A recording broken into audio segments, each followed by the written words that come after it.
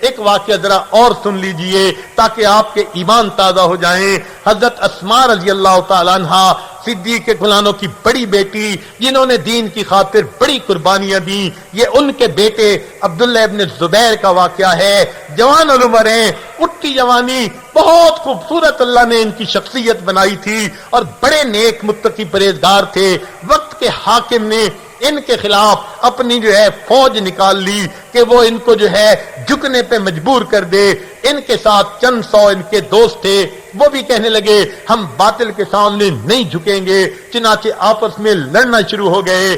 دروازے پر ہی تو تھے اپنے گھر کے، ان کے ایک دوست مرا، دوسرا شہید ہوا، تیسرا شہید ہوا، حتیٰ کہ ان کو یقین ہو گیا کہ اب تھوڑی دیر کے بعد مجھے بھی شہید کر دیا جائے گا۔ تو ان کے بارے میں آتا ہے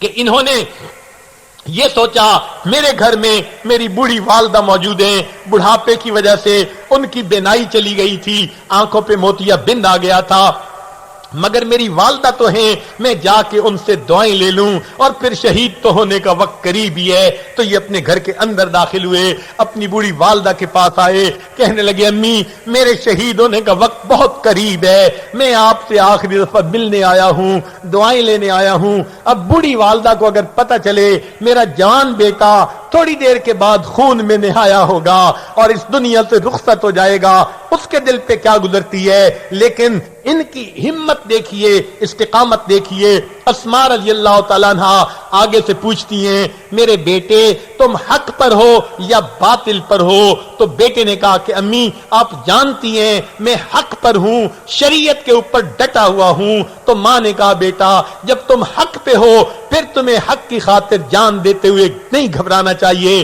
امی میں گھبرا تو نہیں رہا، کبھی کبھی ذہن میں خیال آتا ہے کہ یہ لوگ جب مجھے شہید کر دیں گے تو میری لاش کا قیمہ بنا دیں گے، میری لاش کا مسئلہ کر دیں گے، آنکھیں نکال دیں گے، کان کاٹ لیں گے، بے حرمتی کریں گے۔ تو ماں آگے سے جواب دیتی ہے کہ بیٹے جب بکری کو ذبح کر دیا جاتا ہے پھر اس کی بوٹیاں بنائی جائیں تو بکری کو تکلیف نہیں ہوا کرتی، جب تمہیں شہید کر دیا جائے گا پھر تمہاری لاش کا قیمہ بھی بنا دیا جائے، تمہیں اس پہ کوئی ڈرنے کی ضرورت نہیں۔ بوڑھی ماں اپنے بچے کو یہ جواب دے رہی ہے۔ میں سلام کرتا ہوں ان عورتوں کی شجاعت کو، ان کی استقامت کو، ان کی عظمت کو کہ جنہوں نے بڑھاپے کے اندر بھی اپنے جوان بیٹوں کو قربان ہوتے ہوئے دیکھا اور پھر وہ کمزور نہیں ہوئی بلکہ بچوں کی ہمت بڑھا رہی ہیں۔ چنانچہ جب انہوں نے یہ بالفاظ کہہ دیے تو اس کے بعد انہوں نے کہا اچھا، بیٹے نے کہا امی میرے لیے دعا فرما دیجئے۔ تو انہوں نے اپنے بیٹے کے لیے 3 باتیں کہیں، کہنے لگی اے میرے پروردگار تو جانتا ہے یہ میرا وہ بیٹا ہے جو سردیوں کی لمبی راتوں میں ساری رات تہجد میں مصلی کے اوپر گزار دیا کرتا تھا۔ اللہ یہ میرا وہ بیٹا ہے جو گرمی کے لمبے دنوں میں سارا دن روزے کے ساتھ رہا کرتا تھا۔ اللہ یہ میرا وہ بیٹا ہے کہ جس نے بڑھاپے میں اپنے ماں باپ کی اتنی خدمت کی، اس نے ماں باپ کے دل کو خدمت سے خوش کر دیا، ماں بھی راضی باپ بھی راضی۔ اللہ یہ میرا وہ بیٹا ہے، تو اس کی قربانی کو قبول کر لینا۔ جب ماں نے یہ دعائیں دی، اب بیٹے نے جانا تھا شہید ہونے کے لیے، تو اس وقت ماں کہتی ہے بیٹے میری آنکھیں تو نہیں، میں اس وقت تمہارا چہرہ دیکھ سکوں، میرے دل میں تمنا ہو رہی ہے میں تمہارا چہرہ دیکھتی، مگر میری بینائی چلی گئی۔ میرے بیٹے میں تمہارا چہرہ تو نہیں دیکھ سکتی، البتہ ذرا میرے قریب ہو جاؤ میرے بیٹے، میں تمہارے رخسار کا بوسہ لے لوں اور تمہاری جسم کی خوشبو سونگھ لوں۔ یہ الفاظ انہوں نے اپنے بیٹے سے کہے کہ اے بیٹا تو ذرا میرے قریب ہو جا تاکہ میں تیرے رخسار کا بوسہ لے لوں اور میں تیرے جسم کی خوشبو سونگھ لوں۔ ایک بوڑھی ماں اپنے جوان بیٹے کو اس طرح رخصت کر رہی ہے، دیکھیے اس دین کی خاطر کیسی قربانیاں دینی پڑی۔ اللہ ان کی قربانیوں کو قبول فرمائے، انہی کے سبب اور برکت سے آج یہ دین محفوظ حالت میں ہم تک پہنچا ہے۔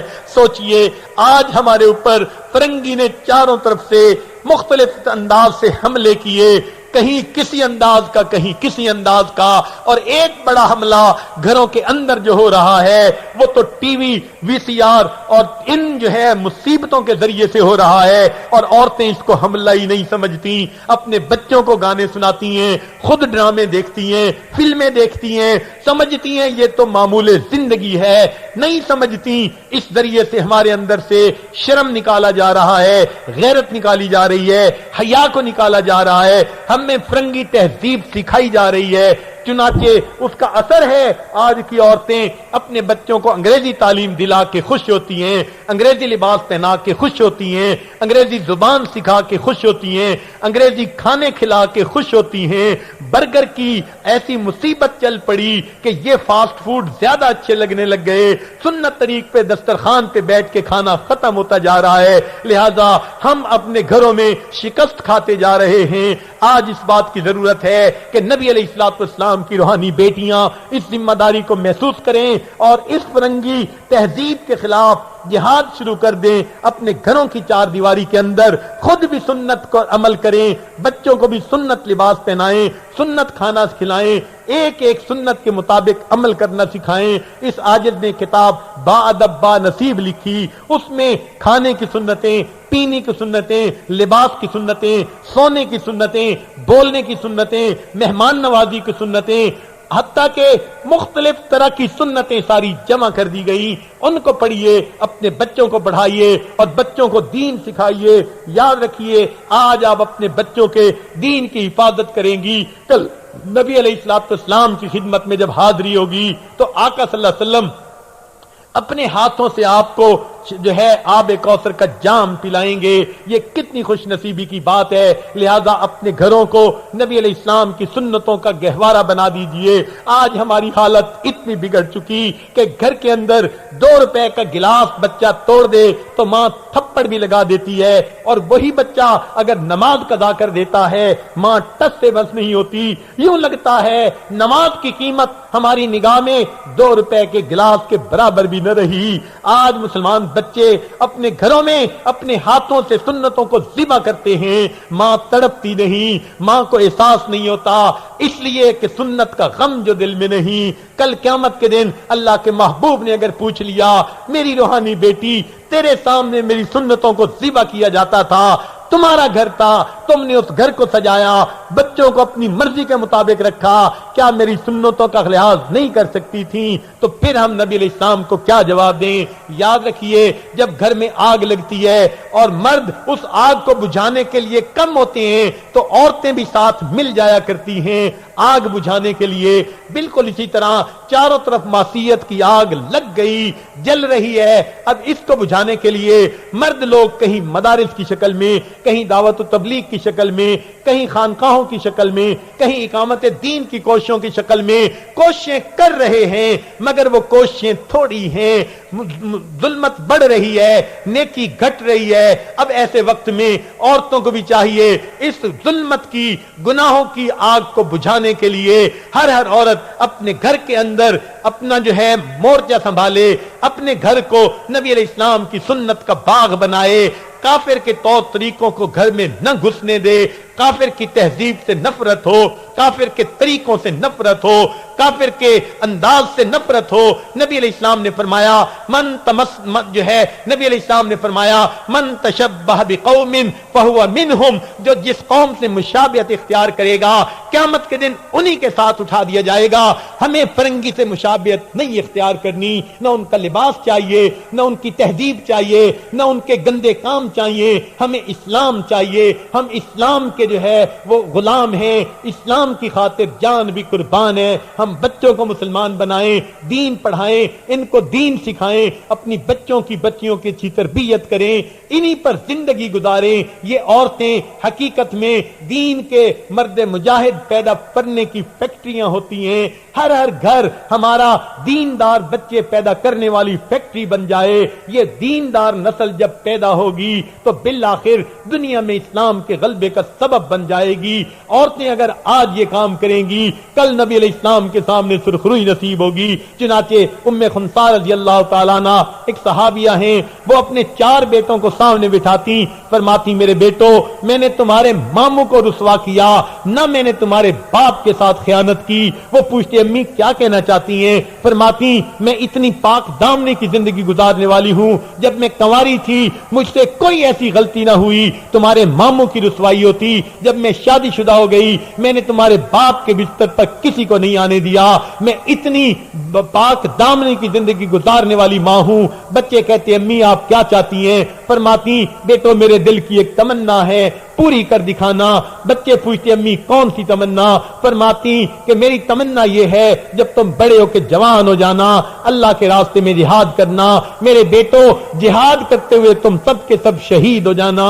بیٹے پوچھتے امی آپ ایسا کیوں کہتی ہیں؟ فرماتی جب قیامت کا دن ہوگا اور نبی علیہ السلام کے سامنے میں پیش ہوں گی, اللہ کے سامنے پیش ہوں گی, کہا جائے گا شہیدوں کی مائیں کہاں ہیں؟ مجھ کو اپنے آقا کے سامنے حاضر ہوتے ہوئے سرخروئی نصیب ہوگی کہ میں بھی شہیدوں کی ماں ہوں. کاش ہماری عورتوں کے اندر یہ تمنا ہوتی, وہ کسی کو محدث بناتی, کسی کو مفسر بناتی, بیٹی کو حافظہ بناتی, عالمہ بناتی, اپنے بچوں کو دین سکھاتی. کتنی عجیب بات ہے, آج کی عورتیں دین دنیا برابر برابر کا دعویٰ کرتی ہیں, لیکن 6 بچے ہوتے ہیں, 6 کے 6 سکولوں میں جا رہے ہوتے ہیں. کاش کسی کو تیار کر کے بخاری شریف پڑھنے کے لیے بھیجتی, کسی کو تیار کر کے قرآن کا ترجمہ پڑھنے کے لیے بھیجتی, کسی کو تیار کر کے قرآن یاد کرنے کے لیے بھیجتی.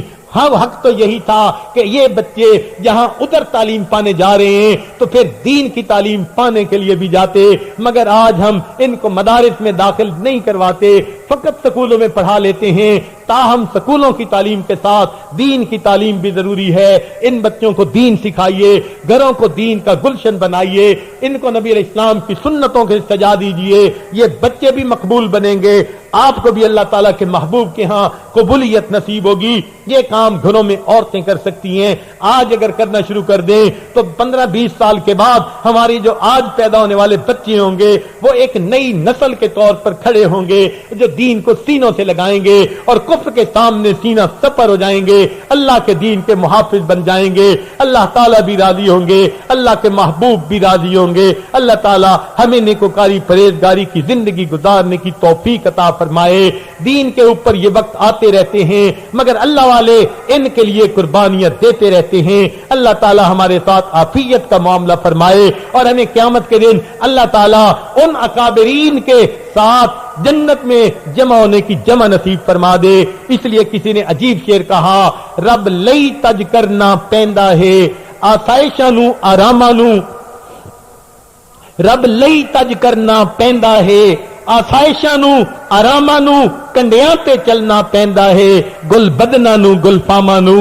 دین کی خاطر تو کانٹوں پہ چلنا پڑتا ہے, نازک بدن لوگوں کو بھی اور خوبصورت لوگوں کو بھی. تو دین کی خاطر یہ قربانیاں دینے کا جذبہ اپنے اندر پیدا کر لیجئے اور آج یہ عہد کر لیجئے ہم نے پچھلے گناہوں سے سچی توبہ کر دی. آج کے بعد ہم گھروں سے ٹی وی کو دھکا دیں گی, ہم گھروں سے فرنگی تہذیب کو دھکے دے کے نکالیں گی اور اللہ کے محبوب کی سنتوں کو سجائیں گی, اللہ کے محبوب کی سنتوں سے گھر کو آباد کریں گی. آج گھر سنتوں سے آباد ہوں گے, کل اللہ تعالیٰ آپ کو جنت میں گھر عطا فرمائیں گے. پروردگار ہماری اس نیکی دینداری کو قبول فرما لے اور مرتے دم ہمیں ایمان کی حفاظت کی توفیق عطا فرمائے. وآخر دعوانا ان الحمد للہ رب العالمین.